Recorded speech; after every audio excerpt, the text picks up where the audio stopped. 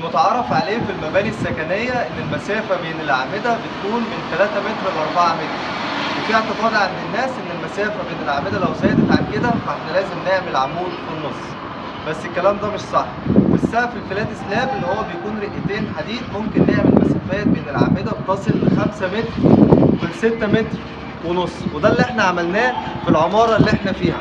عملنا ديزاين للسقف ده بحيث إن المسافات بين الأعمدة في الشقة اللي أنا فيها دلوقتي وصلت ل 6 متر 30، وفي الشقة التانية اللي هوريها لكم في نفس الدور وصلت ل 5 متر وأكتر من 5 متر. لو بصينا كده على المسافة بين الأعمدة،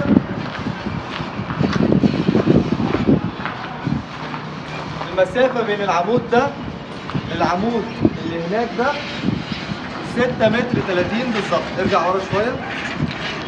صف الأعمدة ده المسافة ما بينهم 6 متر 30، ومفيش أي أعمدة في النص زي ما انتم شايفين، ومفيش أي قمر ساقط من السقف. نبص على الشقة التانية ونشوف المسافات بين الأعمدة فيها.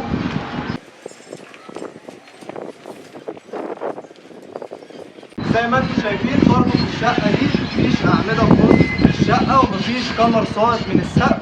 المسافة بين الأعمدة هنا أكبر من 5 متر، يعني صف الأعمدة ده قرب وصف الأعمدة ده المسافة ما بينهم أكبر من 5 متر ومفيش أي أعمدة في النص. السقف هنا عبارة عن فلات سلاب رقتين حديد. عملنا ديزاين للسقف طبقا للكود المصري لتصميم المنشآت الخرسانية بحيث إن احنا ما نعملش أعمدة في النص وما يبقاش عندنا قمر ساقط، ونقدر نستفاد بالمساحة على قد ما نقدر.